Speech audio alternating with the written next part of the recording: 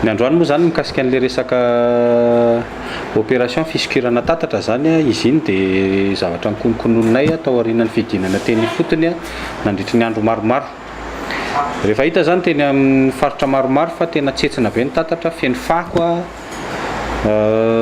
fanorenana tsy ara-dalàna sy ny sisa dia nanapa-kevitra izay hoe ndao ary hitady hevitra ahoana ny isokirantsika an'ireo tatatra ireo mba ahafahana miatrika ny fahavaratra. Dia nataonay nametraka zany zay na tety andro anankiray, zany hoe isokirana ny tatatra rehetra zay mahakasika ny commune eto amin'ny fokontany 420,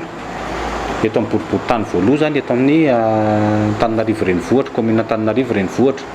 Iny zavatra iny amin'izay zany no nentinay izay nanomboka androany fa 20 ny volana novambra tany Tomadinika 3 Angara.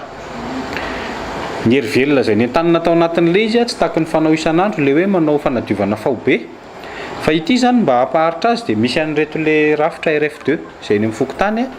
misy an'le AUE na le association na usager de l'eau na fikambanana zany mitantana an'ireo foto-drafitrasan'ny commune izay eny anivon'ny fokotany eny, na izy ireny bassin lavoir na izy ireny borne fontaine na bloc sanitaire.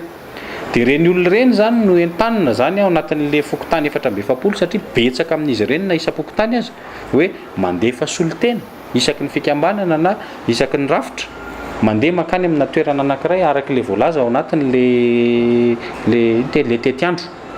Dia amin'ity herinandro ity zany anankiroa no ataonay, zany hoe androany zay tao amin'ny fokotany 3 Angara, dia raha amin'ny zoma mandeha makany Manarintsoa Atsinanana, hitantsika ihany moa io le station de pompage io le eo Manarintsoa Atsinanana fa tsetsina tanteraka, feno zavatra maniry eo amboniny, feno fako nefa eo no kitro izay ifaharan'ny rano rehetrarehetra amin'iny faritra Andranomanalina, Andavamamba sy ny rehetrarehetra iny. Zany hoe raha io zany voadio dia voatroka daholo, aza adino fa raha makany amin'iny toerana iny ianareo na andro maina aza dia misy rano foana ny faritra Andavamamba sy Tetezana Voany sy ny karazany iny. Ka zay no nahatonga an'ilay opération. Dia mitohy zany amin'ny herinandro lasa intelo amin'izay izy fa tsy nirotsoiny, ny alatsinainy, ny alarobia dia ny zoma. Dia misy tety andro zany arahana mifanaraka amin'izay, dia izy io moa zany lahara-pahamehana aloha no manenjika an'le toerana zany eny amin'ilay faritra ataontsika hoe iva toerana, satria ny eny zany zao tsika raha teo fa hiditra amin'ny fahavaratra rehefa avy ny orana eny ny vovoaloha. Dia avy eo zany mifarana makany amin'ny toerana zany izay ety amin'ny avoavo kokoa. Ny ngamba ny anararotako anentanana rehefa miresaka eto ihany dia zao hoe ho antsika rehetra izay eny amin'ny fiarahamonina eny aloha rehefa fako rery ponina Antananarivo